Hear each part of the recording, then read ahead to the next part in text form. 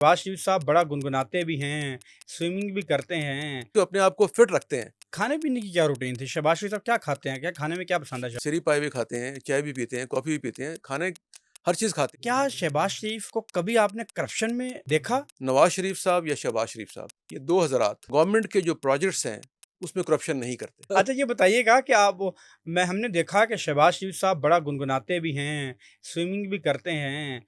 इतनी मसरूफ़ियत में एक शख्स गुनगुनाने के लिए भी वक़्त निकाल लेता है और उसका स्विमिंग भी करते हैं। ये जो क्या क्या बड़े कोई रोमान परवर किस्म के। नहीं, वो तो ख़ैर उनके बारे में मारूफ़ और मशहूर है कि वो रोमान परवर हैं, और दूसरा ये है कि वो अपने आप को फिट रखते हैं। अच्छा। और ये उनकी रूटीन 25-30 साल से, जब उन्हें कमर की तकलीफ़ हुई, हुँ, हुँ। तो उन्होंने स्विमिंग शुरू की। फिर उन्होंने मुख्तलिफ डाइट जो प्लान्स थे, उस पे अमल किया और अपना वज़न कम किया। इनका वज़न काफ़ी था। हुँ, हुँ। अपनी वेस्ट कम की। फिर वो आहिस्ता-आहिस्ता जो 20-25-30 साल में अपने उन्होंने जो आउटलुक थी, उस पे तवज्जो दी, और अपने चेहरे पे और अपने ड्रेसिंग में वो सारी चीज़ें उन्होंने 30-35 साल पहले तब्दील की। और आज आप देख रहे हैं कि वो बेहतरीन कपड़े पहनते हैं और अपना वेट भी उन्होंने मेंटेन कर लिया है। और ये इस बताएँ कि खाने-पीने की क्या रूटीन थी? शहबाज शरीफ साहब क्या खाते हैं? क्या खाने में क्या पसंद है शहबाज शरीफ शहबाज को? शरीफ साहब सब कुछ खाते हैं, सेरी पाए भी खाते हैं, चाय भी पीते हैं, कॉफ़ी भी पीते हैं, खाने हर चीज़ खाते हैं। लेकिन मेरा ख़्याल में कुछ गुज़श्ता चंद साल से उन्होंने मिक़दार कम कर दी है, लेकिन जो मुख्तलिफ़ खानों के शौक है, वो बरकरार है उनका। अच्छा, अच्छा। ये बताइएगा, शहबाज शरीफ साहब आप कहते हैं कि इतना वर्कहॉलिक किस्म की शख्सियत थे कि लोगों को जगाए रखते थे। इसके अलावा क्या खूबी थी शहबाज शरीफ में जो आपने बड़े करीब से देखा? आपको पता है कि बड़े ज़्यादा बहुत ज़्यादा इल्ज़ामात लगते हैं कि बड़ी करप्शन होती है सियासत में।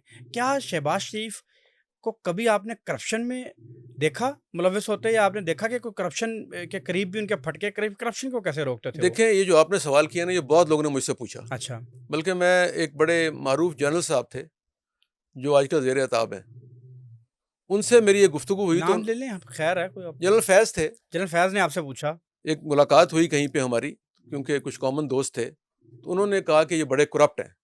अच्छा, उस वक़्त कुलसूम नवाज़ साहबा का इलेक्शन हो रहा था लाहौर का। तो हमारे कुछ कॉमन दोस्त और वो इकट्ठे हुए चाय पे, तो उन्होंने कहा कि ये बड़े करप्ट लोग हैं। तो मैंने कहा, जी किस तरह?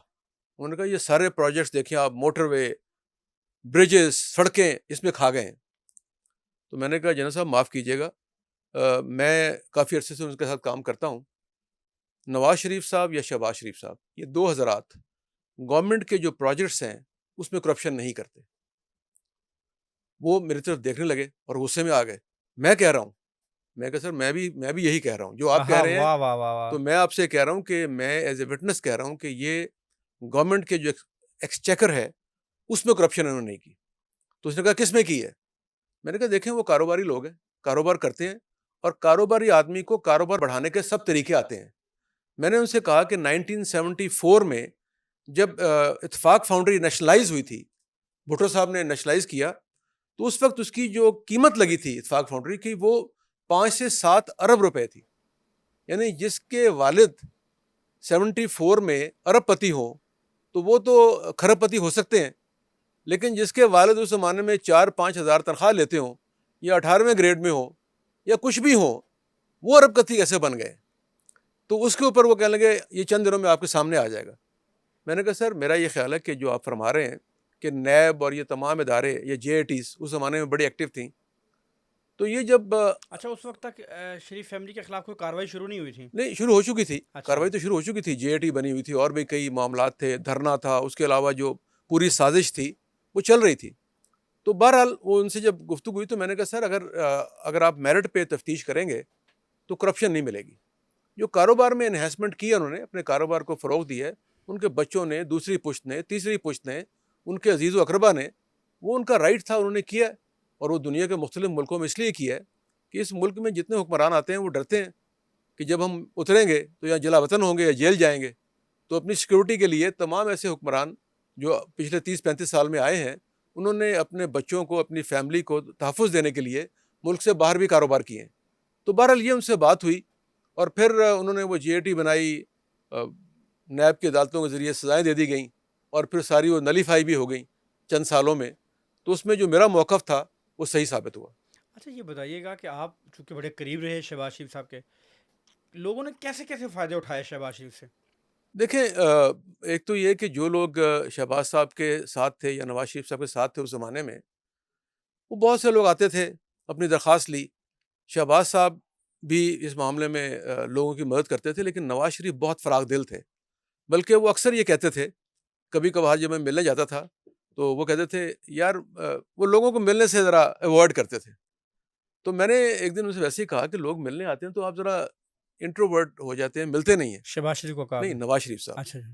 تو انہوں نے کہا یار بات یہ ہے کہ میں نہ نہیں کر سکتا. یعنی جب لوگ آتے ہیں تو کوئی درخواست یا کوئی کام لے کے آتے ہیں، وہ صحیح ہو یا غلط ہو تو نہ کرنا بڑا مشکل ہے میرے لیے.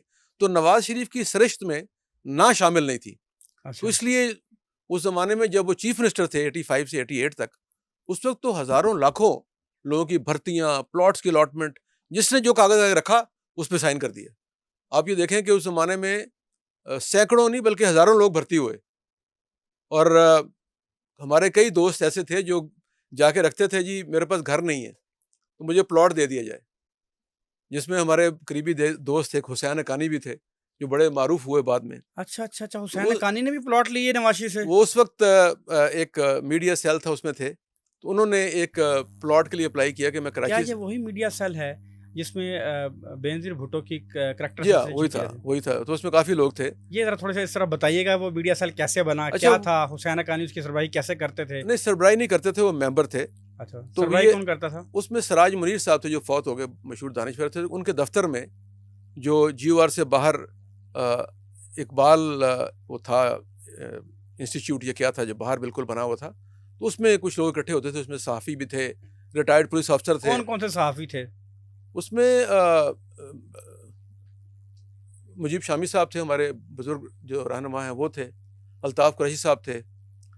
چودھری سردار صاحب تھے، پرانے سردار آئی جی.